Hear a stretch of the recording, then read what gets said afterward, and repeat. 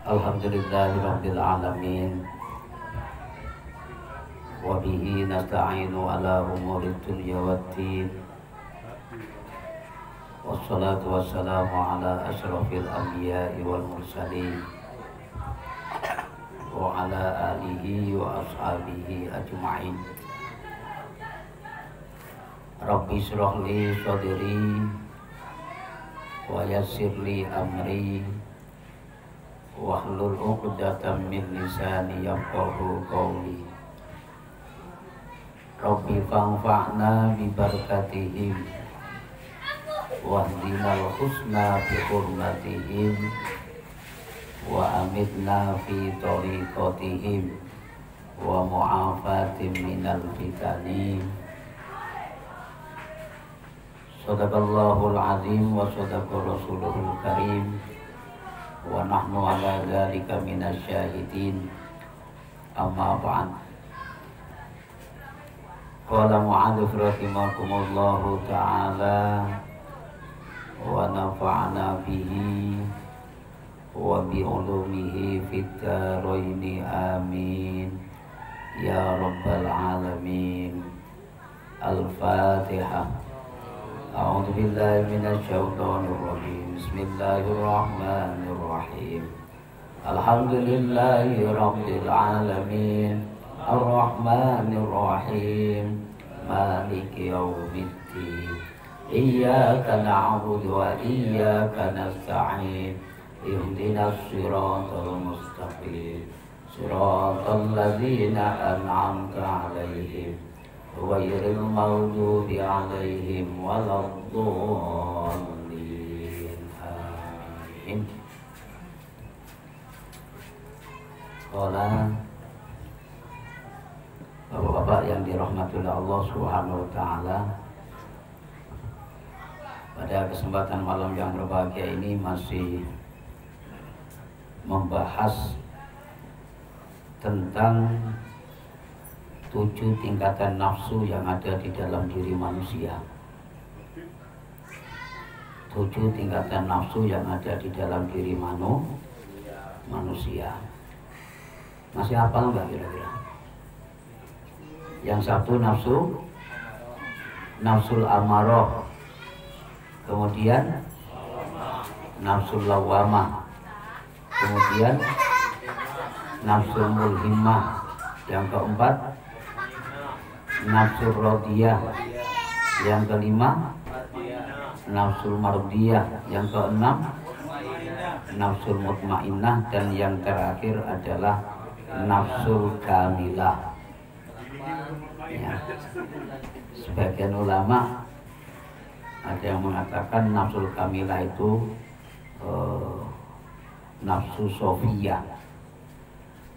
Jadi nafsul kamilah itu tingkatan nafsu yang paling tertinggi.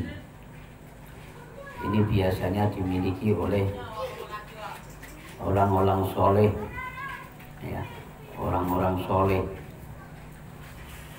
yang betul-betul keimanannya sudah teruji dan tingkatannya adalah memiliki dan menduduki makom-makom a'la illiyin, makom yang paling tertinggi, sehingga derajatnya kelebihan mereka bukan hanya sekedar makrifat saja, akan tetapi bisa musyahadah, bisa menyaksikan Rabbnya, bisa menyaksikan ilahnya, bisa menyaksikan Tuhannya. Bapak-bapak jamaah yang dirahmati Allah Subhanahu wa taala, satu persatu nafsu sudah kita terangkan beserta sifat-sifatnya. Ada nafsul amarah, ada nafsul lawamah. Kedua nafsu ini nafsu yang jahat, keinginan yang tidak baik, keinginan untuk berbuat mazmumat. Apa itu mazmumat? Sesuatu yang tidak baik, sesuatu yang dicela oleh Allah Subhanahu wa ta'ala. Itu nafsul mazmumat. Lawan katanya nafsul mahmudat, nafsu yang dipuji oleh Allah, nafsu yang disenangi oleh Allah, nafsu yang diinginkan oleh Allah, dan nafsu yang diridhoi oleh Allah. Kedua nafsu ini, bapak-bapak jamaah yang dirahmati Allah Subhanahu wa taala, itu sangat ganas ya, sangat ganas. Ibarat penyakit itu kanker ya, kanker sangat ganas, akan gerogoti nafsu-nafsu yang mahmudat, nafsu-nafsu yang mengajak untuk kebaikan ya. Di dalam nafsu amarah dan nafsu lawamah itu ada sifat sombong ataupun kibir ataupun takabur ya. Sombong ini sangat sulit, sangat susah kita hilangkan, sangat susah kita perangi. Tidak sedikit orang yang ahli ibadah, orang yang ahli zikir ya. Bahkan orang yang ahli hakikat pun, ahli tasawuf pun, itu kadang-kalanya tidak terasa bahwa dirinya berbuat sombong ya, berbuat sombong. Dengan kekuatan yang ada di dalam dirinya, itu bisa menimbulkan kesombongan di dalam hatinya, sehingga kadang-kalanya mulutnya tidak berbicara, tapi hatinya mampu mengucapkan, ini kalau tidak saya mana bisa, kalau nggak saya bantu kelaparanlah orang itu, kalau nggak saya perjuangkan jamaah tidak akan ramai, kalau tidak saya gerakkan untuk pembangunan masjid tidak akan jadi. Nah, ini muncul kesombongan yang ada di dalam diri kita. Penyakit sombong ini mampu menggerogoti kepada orang-orang yang awamil awam, orang yang awam sekalipun, orang yang khos sekalipun, yang diberikan ilmu oleh Allah sombong dengan ilmunya, yang diberikan harta dan benda oleh Allah sombong dengan kekayaannya, yang diberikan pangkat dan jabatan oleh Allah sombong dengan pangkatnya dan jabatannya.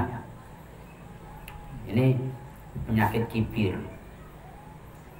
Nanti ada juga penyakit syahwat ya, mempunyai keinginan duniawiyah yang sangat tinggi.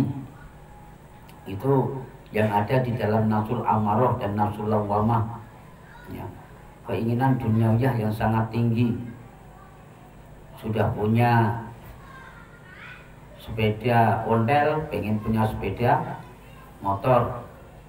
Sudah punya sepeda motor, pengen punya mobil. Sudah punya mobil satu, pengen punya mobil dua ya. Udah dikasih oleh Allah istri yang cantik, yang taat, masih kurang bersyukur, akhirnya nyari-nyari istri lagi gitu ya Pak ya.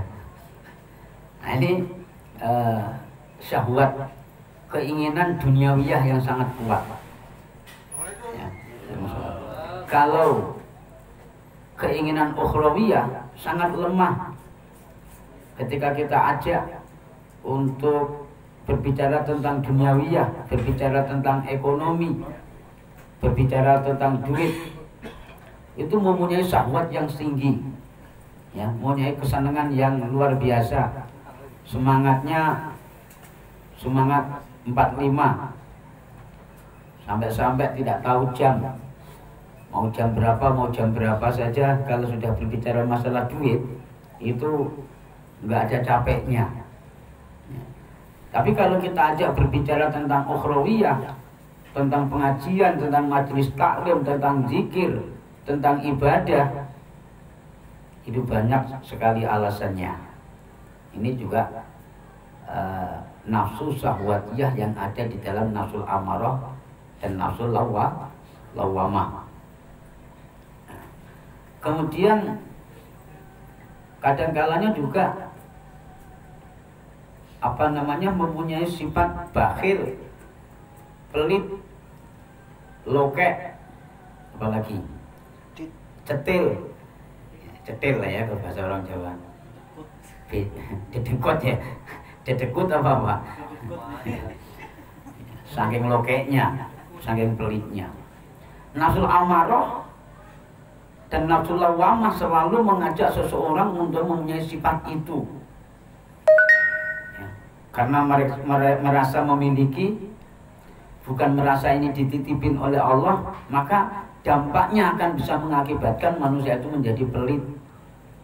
Ya, kalau mau infak, kalau mau sedekah, kalau amal jariah itu hitung-hitung. Di dalam kocek kita ada uang 50.000 satu, ada uang 20.000-an satu, ada uang 10.000 satu, 5.000 satu, 2.000 satu, dan 1.000-an satu. Itu ketika ada ubluk, tahu ubluk Pak? Kotak infak yang jalan di masjid, itu kita keluarkan semua duit kita itu, ya kan? Itu kira-kira yang kita keluarkan yang 1.000 rupiah apa yang 5.000 rupiah?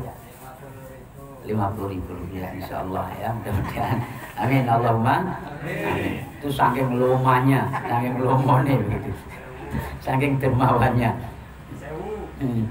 Kadang masih mikir Bapak, ini tanpa kita sadari, ini gerakan nafsu di dalam diri kita, ya. Ini belum kita berbicara masalah iblis, ya. Apakah ini rayuan iblis? Nggak usah cipuci, kamu kan ketua masjidnya, ngapain tuh keluarkan yang 50.000, yang 2.000 aja lah. Itu baru rayuan iblis. Tapi sebelum dirayu iblis, itu nafsu kita kadang timbul. 1.000 apa 2.000 ya? 2.000 apa 5.000 ya? 5.000 apa 10? Apa 20? Apa 50? Balik lagi, apa yang 20 saja? Kalau kelihatan masjidnya kayaknya udah cantik lah, 1.000 aja lah. Masuk Eko. Betul Pak ya? Itu sifat bakhil, sifat pelit. Ya. Karena merasa memiliki, ya, tidak merasa dititipi. Uang itu kalau mau ditasarufkan untuk memberi makan orang zikir, orang wirid, itu hitung-hitung, ya. Untuk beli aqua 15.000, ya, atau untuk beli kue 20.000, itu masih dihitung Pak. Beli nggak ya? Beli nggak ya? Gitu Pak. Tapi begitu giliran urusan duniawi ya, pas lagi keluar, ya kan, ada kawannya nongkrong di tepi jalan, biasanya satu malam itu bisa 2-3 botol. Ini cuma 1 botol karena keadaan COVID, ya, rezeki mulai seret. Jadi untuk mabuk-mabukan cukuplah 1 botol. Ya. Begitu Pak Untung lewat, pas kebetulan tender lagi cool, ya kan, wah ini bosnya datang nih, bantulah 1 botol aja nggak apa-apa. Cepet-cepet langsung keluarkan kocek itu Pak. Ya. Bila perlu itu ditunjukkan kawan-kawannya itu yang tadinya di dalam dompet itu ada 1.000, ada 2.000, 5.000, 10.000, 20.000, 50.000, 100.000. Ya, syukur-syukur ada dolar. Yang dikeluarkan bukan yang 1.000, 2.000 Pak. Yang dikeluarkan itu dolarnya, walaupun toh nggak jadi dibelikan minuman kan itu. Hanya dipamerkan saja. Ini loh Pak. Ini al-bakhil.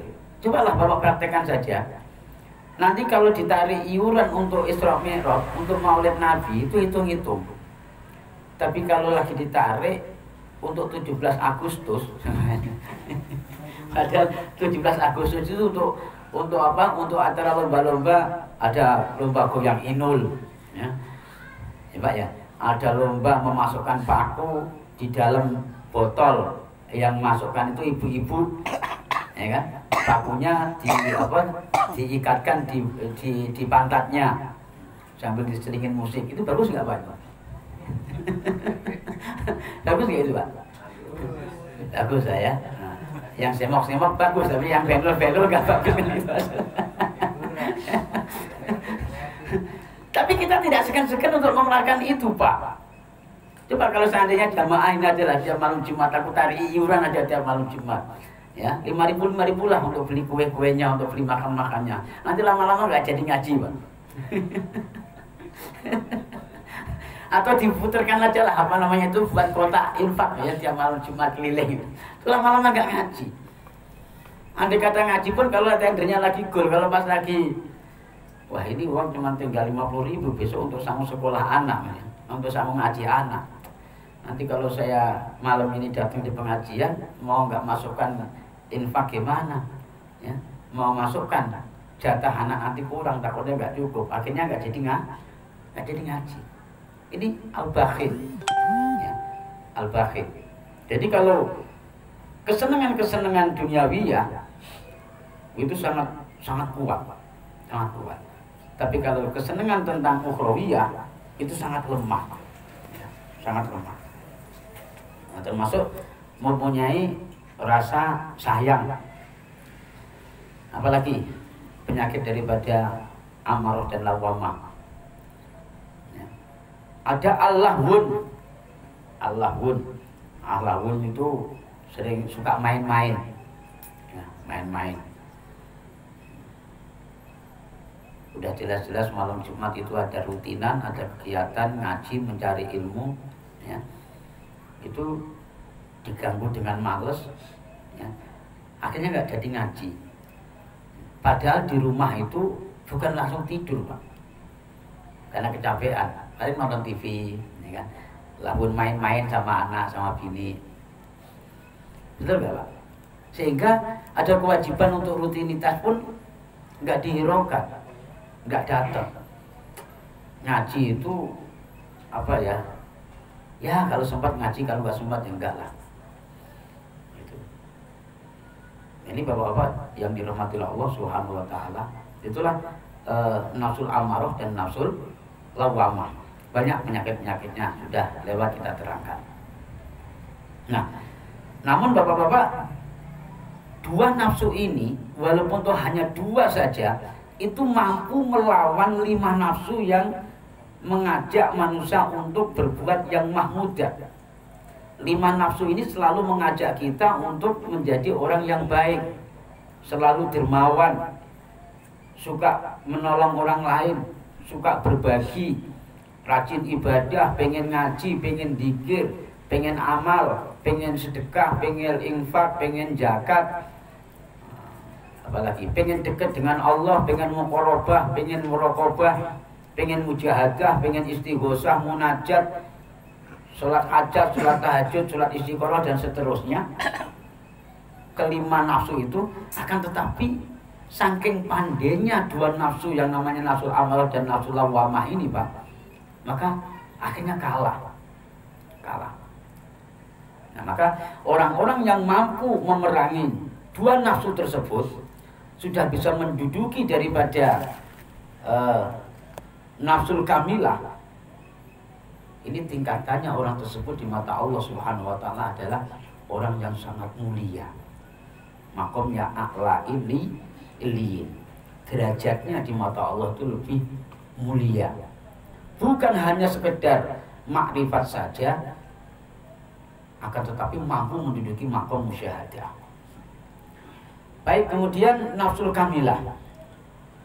Malam Jumat yang lalu kita terangkan bahwa nafsul kamilah mempunyai beberapa sifat. Di antaranya yaitu ilmu yakin. Orang-orang yang sudah menduduki, yang sudah mampu memerangi nafsul amarah dan nafsul lawamah, bisa melewati daripada nafsul radiyah, mardiyah, mulhimah, mutmainnah, maka mereka akan mempunyai sifat atau ilmu yakin dalam satu hal, dalam beberapa bidang ya. Pada suatu ketika ada cerita di gurun pasir itu ada seorang pemuda yang mampu menduduki makom musyahadah. dan mampu memiliki nafsul kamilah. Nafsul kamilah yang ada dirinya itu menggelora sehingga ilmu yakinnya sangat luar biasa. Ya. Di antara keyakinan yang dimiliki adalah la haula wala quwata illa billahil aliyyil azim. Ya. Tidak ada kekuatan yang dimiliki oleh manusia, ya, melainkan kekuatan itu adalah daripada pertolongan Allah Subhanahu wa taala. Pada suatu ketika si pemuda tersebut jalan-jalan di gurun pasir, ternyata di sana ada sumur kecil, ya, sumur kecil yang tidak kelihatan. Dia orang tersebut kecebur di dalam sumur tersebut, Pak.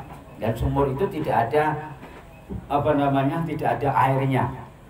Di gurun pasir tidak ada pepohonan, tidak ada tanam-tanaman, ya, panasnya luar biasa. Si pemuda tersebut kejebur di dalam sumur yang sumurnya itu dalamnya tidak kurang daripada 30 meter, ya, 30 meter. Dan di dalam sumur itu tidak ada airnya. Setelah itu belum sampai lama iblis datang, ya, iblis datang mengganggu. Wahai anak muda, setelah engkau berada di dalam sumur ini, siapa yang kau mintain tolong? Itu godaan daripada iblis. Apa jawab anak muda? Aku tidak akan minta tolong kepada siapapun. Kenapa kamu tidak mau minta tolong kepada Tuhanmu? Untuk apa aku minta tolong kepada Tuhanku? Sementara Tuhanku sudah tahu kalau keadaanku seperti ini. Bisa kira-kira Pak? Kalau terjadi di dalam diri kita dalam suatu hal, punya masalah yang besar, ya, punya masalah yang besar misalnya, ya, terus kita dirayu oleh seorang iblis, ditanya seperti itu, kira-kira apakah jawaban kita bisa seperti anak muda tersebut? Sangat berat Pak, sangat berat. Sedangkan kita lagi kekurangan sedikit saja itu, siang malam menangis memohon kepada Allah Subhanahu wa taala dengan berbagai macam wiridan, dengan berbagai macam zikir, ya, sholat malam, bahkan sholat duha dan seterusnya. Nah, anak muda tersebut ketika dirayu oleh iblis, ya, dia tidak butuh siapa-siapa. Tidak butuh siapa-siapa. Kembali bertanya kepada iblis, kenapa kau tidak minta tolong kepada Tuhanmu? Jawabnya anak muda, untuk apa aku minta tolong kepada Tuhanku? Sementara Tuhanku sendiri tahu kalau aku seperti ini. Dan yang membuat aku seperti ini adalah Tuhanku sendiri. Bapak jamaah yang dirahmati Allah Subhanahu wa taala, inilah orang-orang yang memiliki nafsul kamilah yang selalu menggelora di dalam dadanya. Belum sampai lama kemudian iblis menjelma menjadi seekor ular. Ular itu yang besarnya luar biasa, terus panjangnya itu lebih daripada 30 meter. Sumur tadi dalamnya berapa? 30 meter. Nah, ular ini besar, panjangnya itu lebih daripada 30 meter. Setelah itu ular ini masuk ke dalam sumur dengan ekornya di atas dan kepalanya di bawah. Turun mendekat dengan anak muda tersebut. Yang tujuannya ular ini mau memakan anak muda tersebut. Begitu dekat ular tersebut dengan anak muda, ternyata ular mampu berbicara. Wahai anak muda, dalam keadaan engkau di dalam sumur sendiri, tidak ada kawanmu, siapa yang akan kamu mintain tolong? Jawab anak muda tersebut, sama Pak, saya tidak akan minta tolong dengan siapa-siapa.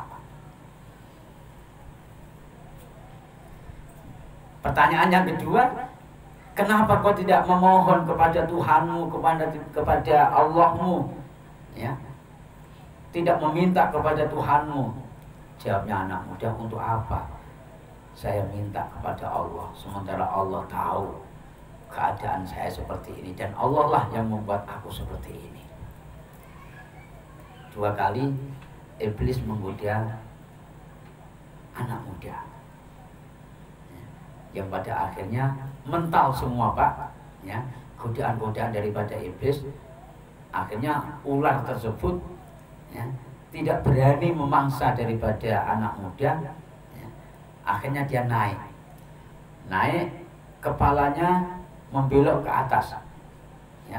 Begitu beranjak ke atas, otomatis kan ekornya turun ke bawah Pak, ya kan, turun ke bawah. Begitu kepala ular itu sudah nyampe atas, ekornya sudah di bawah, maka ekornya akhirnya membalut dengan tubuhnya si anak muda tersebut, mengikat, apa bahasanya, melilit, melilit tubuhnya si anak muda tersebut, sehingga anak muda yang ada di dalam sumur tersebut ditolong oleh Allah melalui seekor ular, yang ular tersebut sempat ditempelin ujung lidahnya oleh iblis, ya, yang menakut-nakutin, seolah-olah mau memangsanya. Akhirnya diselamatkanlah oleh si ular. Begitu ular sudah sampai darat, sudah sampai atas, maka berjalan terus, ekornya melilit dengan si anak muda. Akhirnya lama-lama anak muda bisa naik sampai ke atas sumur tadi. Bapak yang dirahmati Allah Subhanahu wa taala, ini juga imtisal ataupun contoh daripada orang-orang